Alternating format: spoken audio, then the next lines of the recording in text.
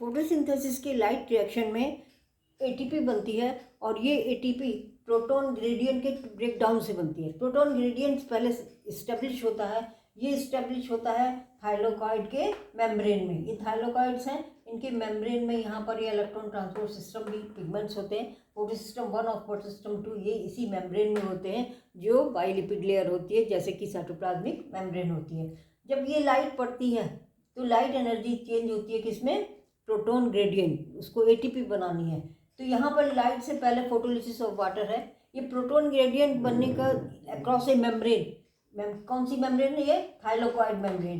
Thylakoid के अंदर lumen और थाइलाकोइड इस मेम्ब्रेन के बाहर यहाँ पर प्रोटॉन ग्रेडियंट बनना है। तो ये पहला चीज़ तो ये होता है, फोटोलिसिस ऑफ वाटर होती है जो inner side of the membrane होती है। तो जो इससे प्रोटॉन्स प्रोड्यूस होते हैं वो थाइलाकोइड के ल्यूमेन में आ जाते हैं और इलेक्ट्रॉन जो है वो इस इलेक्ट्रॉन ट्रांसपोर्ट में आगे बढ़ता रहता है।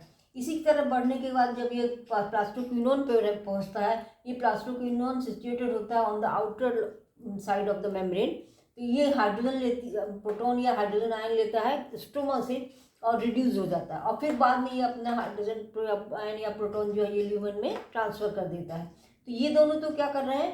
थाइलाकोइड के ल्यूमेन में प्रोटॉन का कंसंट्रेशन बढ़ा रहे हैं और स्ट्रोमा में कम हो रहा है। अब यहाँ पर जब ये इलेक्ट्रॉन ट्रांसपोर्ट चलता जाएगा और यहाँ पर प्रोटोसिस्टम 1 आता है, उसके बाद में ये NADP रिडक्टेज, ये एंजाइम जो होता है ये आउटर साइड में होता है मेम्ब्रेन के, और ये जब रिड्यूस होता है तो ये प्रोटॉन या हाइड्रोजन आयन लेता है स्ट्रोमा से और ये चेंज हो जाता है NADPH+H में। तो ये रिड्यूसिंग पावर हो गई, और इस दौरान स्ट्रोमा में प्रोटॉन्स क्या होंगे? कम होंगे। तो ये दोनों जो चीज के कारण तो प्रोटॉन अंदर बढ़ रहे थे और इसके कारण प्रोटॉन बाहर कम हो रहे हैं, तो एक ग्रेडियंट बन जाता है। अंदर प्रोटॉन बहुत ज़्यादा है, बाहर स्ट्रोमा में प्रोटॉन कम। अब ये प्रोटॉन बाहर निकलते हैं, जब ये प्रोटॉन ग्रेडियंट टूटता है बाहर निकलने के लिए तो इनको जो चैनल देता है वो देता है एंजाइम है ATP सिंथेज।